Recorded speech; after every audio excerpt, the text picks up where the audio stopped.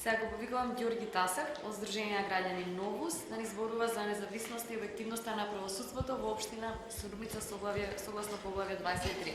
Повелете, Ѓорги. Почитувани дами и господа, Сдружението Новус од Струмица како грантист во рамките на мрежа 23 на локално ниво го спроведуваше проектот Независност и објективноста на правосудството во општина Струмица согласно поглавје 23 темелени постулати или предизвик за реформа.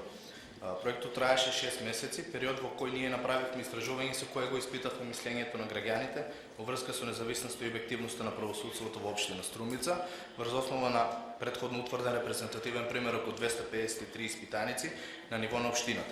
А во рамките на проектот беше утврдена и методолошка рамка, а реализиравме и интервјуи и директни средби со представници од правосудните органи, а имавме испратено и анкетни прашалници до секој судија во Основен суд Струмица. Но и покрај доставените анкетни прашалници до секој што беа тајни и анонимни, на нашата адреса добивме одговорени прашалници од само 4 судии, што не може да се земе како веродостоен репрезентатив и врз основа на кој ние може да ја утврдиме перцепцијата на самите судии за Основен суд Струмица.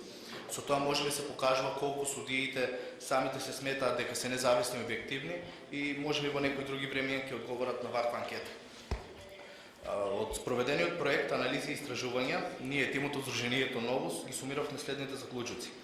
Од анализата за независноста и објективноста на правосудните органи во општина Струмица има причини за загриженост во поглед на независноста и транспарентноста на правосудниот систем. Перцепцијата кај граѓаните е дека политиката има влијание врз независноста на правосудните органи. Врз основа на податоците од ова прашање, може со сигурност да кажеме дека политиката, а според граѓаните, го има главниот збор по однос на независноста и на тој аспект мора сериозно да се работи. Кај граѓаните има висок степен на недоверба кога се работи за правосудните органи и механизмите на правосудните органи во општина Струмица. Наспроти граѓаните, перцепцијата на судиите за Основен суд Струмица не можевме да утврдиме бидејќи не добивме повратен одговор од судиите на нашите прашања. Перцепцијата на граѓаните за зависност на судството од политичките и влијателните личности се должи на исходот од самата судска постапка и дека незадоволните странки секогаш вината ја префрлаат на страната на судиите и веднаш го ценат како зависен и пристрасен суд. Покрај политичкото влијание, присутно е влијанието и од бизнис елитата, политичките елити и влијателните општествени личности. Судиите се повнимателни при одлучувањето кога станува збор за судски процеси во кои директно се засегнати политички функционери и мокници, поради притисокот од јавност и будното следење на самите процеси.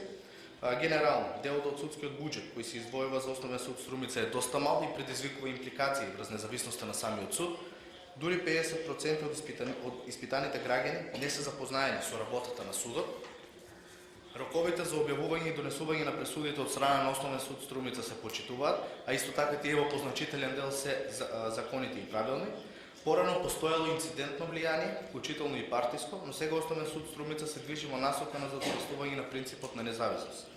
Покрај заклучоците, изготвивме и препораки, се со цел да имаме свој придонес врз големување на независноста и објективноста на правосудните органи во Струмица.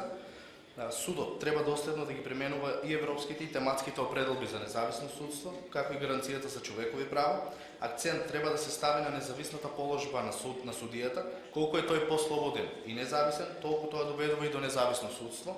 Треба да проработи свеста во однесувањето на самите судии и самите да се изборат за местото кој им припаѓа согласно улогата во Уставот и позитивните законски прописи.